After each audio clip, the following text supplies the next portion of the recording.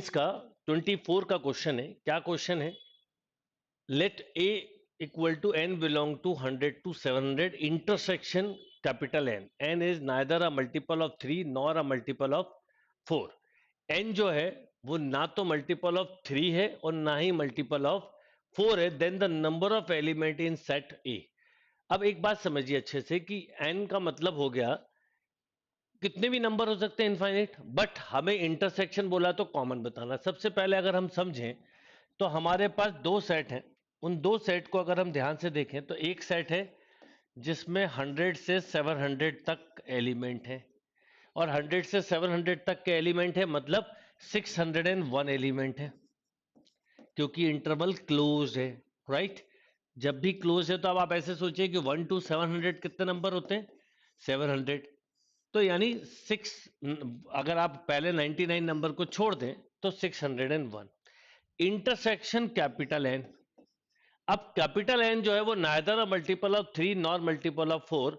मतलब यहां पर अगर मैं एन की बात करूं तो एन हो सकता है 1 2, 3 नहीं लेंगे, 4 भी नहीं लेंगे, फिर 5, फिर 6 नहीं लेंगे। राइट? मतलब बेसिकली अगर हम देखें तो 1 2 3 4 5 6 ऐसे चलते चलते आप कितना भी लंबा जा सकते हैं। पर पहली बात कि हमारे लिए स्टार्टिंग के दो नंबर कॉमन काम के हैं ही नहीं।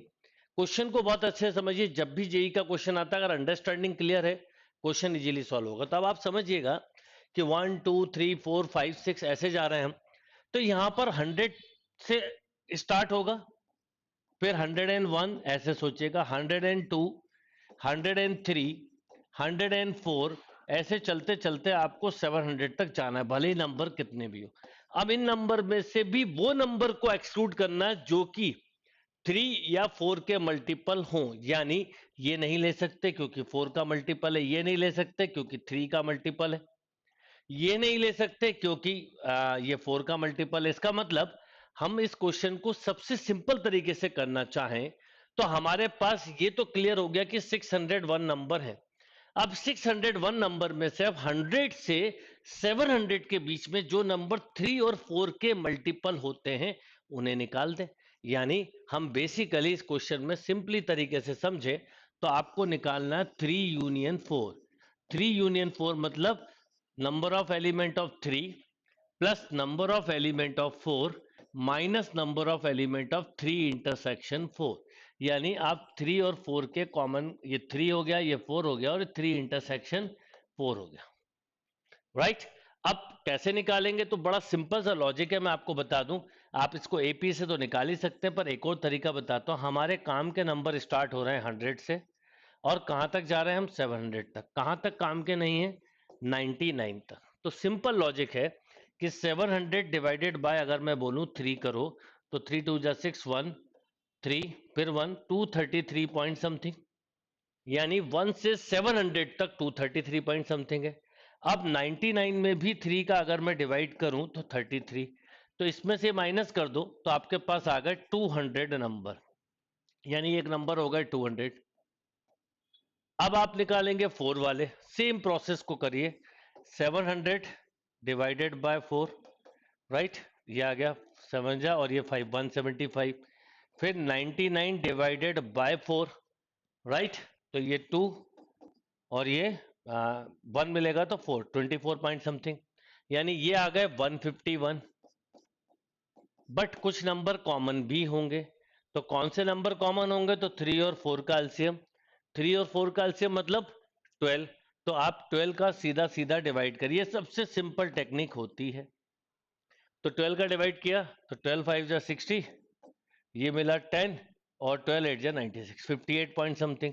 यानी 58 बोल दो। और फिर 99 बाय 12 मतलब 8 पॉइंट समथिंग, तो ये हो गए 50। तो माइनस किया 50। इसका मतलब ये हो गया 200 प्लस 101 मीन्स 301। इतने नंबर जो हैं वो 3 और 4 के मल्टीपल है। कहां से? 100 से 700 के बीच में। तो इसका मतलब ये हुआ कि टोटल जो नंबर थे हमारे पास वो थे 601। 601 में से अगर आप 301 माइनस कर दें तो आपको रिक्वायर्ड आंसर मिल जाएगा 300। थोड़ा केयरफुली करिएगा क्योंकि इतने वैसे तो काफी दूर दूर आंसर है। तो ये हमारा इसका आंसर हुआ। यानी इस क्वेश्चन में बेसिकली आपको करना ये था कि 100 और 700 के बीच में वो नंबर फाइंड करने थे। एक तरह से इसके लिखे होने से कोई फर्क नहीं पड़ता, क्योंकि इंटरसेक्शन आप यहां पे भी समझ सकते हैं। वो नंबर फाइंड करने थे जो 3 और 4 के मल्टीपल्स ना हो। अगर 3 और 4 के मल्टीपल्स होते तो आप अलग ढंग से करते, 3 और 4 के मल्टीपल नहीं है तो टोटल नंबर में से 3 और 4 के नंबर को हमने माइनस कर दिया। बाइनोमियल थ्योरम का जेईई मेंस का एक क्वेश्चन है, 2025 का क्वेश्चन है। क्या क्वेश्चन है? The number of integral term in the expansion of 5 power 1/2 plus 7 power 1/8 whole power 1016।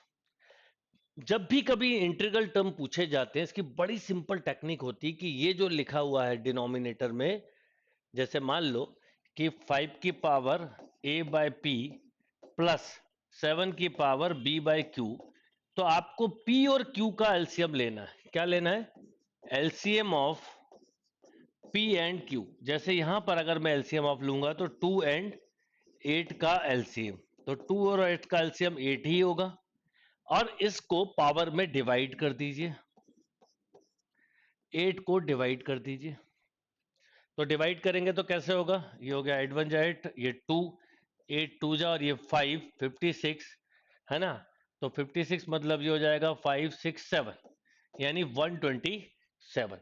अब ये ना आंसर नहीं होगा, ये तो 127 आया। इसमें जो भी नंबर आए उसमें +1 जरूर कर दीजिएगा। +1 इसलिए करते हैं क्योंकि बाइनोमियल थ्योरम का जब एक्सपांशन यूज करते हैं तो एनसी 0 से स्टार्ट होता है, तो फर्स्ट टर्म भी फ्री फ्रॉम रेडिकल होता है। तो आप +1 कर दीजिए तो करेक्ट आंसर होगा 128। याद रखिएगा, दो चीजें पूछी जा सकती है, number of integral term in the expansion of this और number of non integral term. अगर नंबर ऑफ इंटीग्रल टर्म बोला है तो आपको जो भी यहां पे दिया है उसका एलसीएम लीजिए। ए और बी से फर्क नहीं पड़ेगा, पी और क्यू से पड़ेगा। यानी अगर पावर में ऊपर 1 की जगह कोई और नंबर भी होता तो भी आप इसी मेथड से करते। मैं आपको जो सॉल्यूशन है उनके साथ कंसेप्ट भी बताऊंगा, तो एक कम समय में आप बहुत अच्छे से जेई के क्वेश्चन को सॉल्व करने की टेक्निक को डेवलप करोगे। तो आपके पास यहां पर 2 और 8 था, तो 2 और 8 का आपने एलसीएम लिया और उस एलसीएम को डिवाइड करना है, पावर में जो भी आए उसमें +1 जरूर करिएगा, देन योर आंसर। अब एक चीज याद रखिए कि नॉन इंटीग्रल टर्म पूछते तो बड़ा सिंपल है। आपको पता है टोटल टर्म यहां पर है 1017, उसमें से अगर आप ये माइनस कर देंगे तो नॉन इंटीग्रल टर्म भी मिल जाता है। यानी आप कोशिश करा करिए कि एक ही क्वेश्चन के साथ अगर कुछ और भी थॉट प्रोसेस डेवलप हो रहा है तो इमीडिएटली आप उसको भी करते चलिए। देखिए क्वाड्रेटिक इक्वेशन का बड़ा प्यारा सा क्वेश्चन है, 25 का क्वेश्चन है जेई मेंस का, कि Pn equal to alpha N plus beta N, N belong to natural number, P10 123, P9 76, P8 47 and P1 1, then quadratic equation having roots 1 by alpha and 1 by beta. एक ऐसी quadratic equation बताना है जिसके root 1 by alpha and 1 by beta है। आपको एक बात तो समझ में आती कि कभी भी क्वाड्रेटिक इक्वेशन निकालना हो, देखिए क्वेश्चन को करने के लिए कुछ बेसिक प्रोसेस को दिमाग में बिठा लीजिए कि अगर मैं आपसे बोलूं कि क्वाड्रेटिक इक्वेशन फॉर्म करो, तो आप बोलते हो sir x square minus x into sum of roots plus product of roots. आप यही बोलते हैं। सबसे पहले दिमाग में क्या चीजें आना चाहिए वो क्लियर होना चाहिए। तो यहां पर आप बोलोगे x square minus x into sum of roots.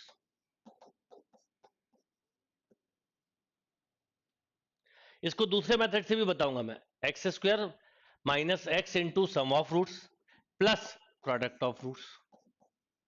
यानी बेसिकली अगर आप देखें तो x square minus x into alpha plus beta by alpha beta plus 1 upon alpha beta, right.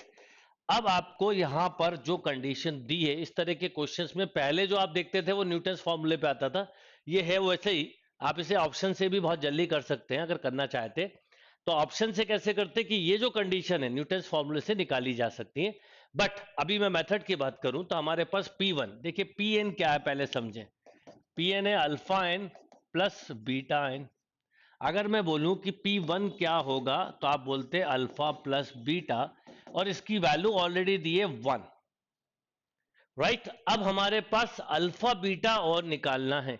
अब देखिए सबसे बड़ी P10 है, P9 है, P8 है। अगर मैं आपसे बोलूं कि P10 क्या है तो आप बोलते हैं alpha 10 plus beta 10 equal to 123, right. फिर P9, ये P10 है। फिर मैं बोलता P9, तो आप बोलते हैं alpha 9 plus beta 9 is equal to 76। और अगर मैं आपसे बोलता P8, तो आप बोलते हैं alpha 8 plus beta 8 this equal to 47, right. अब एक चीज सोच के देखिएगा कि अगर P8 में मतलब अल्फा 8 और बीटा 8 में अल्फा बीटा का मल्टीप्लाई करें तो क्या आएगा, इसमें अगर अल्फा बीटा का मल्टीप्लाई करें तो क्या आएगा। यानी जो मैं आपसे बोलना चाहता हूं, थोड़ा सा ध्यान से समझिएगा तो आप मेरी बात एकदम से अंडरस्टैंड कर जाएंगे कि आपको बेसिकली करना क्या है वो बता रहा हूं। जैसे अगर मैं आपसे बोलूं कि P1 इंटू P9 करिए, तो P1 मतलब अल्फा प्लस बीटा और P9 का मतलब अल्फा 9 प्लस बीटा 9, राइट। मान लो ये करते हैं। अब आप इसको करते हैं तो लिखते हैं alpha 10 plus alpha 9 into beta plus beta 9 into alpha plus beta की पावर 10, राइट। अच्छा, P1 और P9 आपके पास हैं, यही क्यों लिया, क्योंकि इसके करने से 10 पावर तक जा सकते हो। आप समझना, P1 कितना है हमारे पास, P1 है 1 और P9 कितना है 76। दिस इक्वल टू अल्फा 10 और बीटा 10 को अलग लिख दो बेटा आप। और इसमें से अल्फा बीटा अगर मैं कॉमन ले लूं तो अल्फा 8 प्लस बीटा 8 मिलेगा। ये भी है हमारे पास, ये भी रिजल्ट है, तो सीधा अल्फा बीटा आ जाएगा। तो देखिए 176, सॉरी 76, ये 1 इंटू है 76 इक्वल टू अल्फा 10 बीटा 10 है 123 plus alpha beta into alpha 8 beta 8 है 47, राइट 47। अब आपको केवल इतना सा करना है कि इसको इससे हम सब्ट्रैक्ट कर दें। तो जैसे ही हम इसको सब्ट्रैक्ट करेंगे तो ये मिला -47, तो -47 equal to alpha beta into 47, यानी अल्फा बीटा की वैल्यू हुई -1 और अल्फा प्लस बीटा आपको ऑलरेडी पता है 1।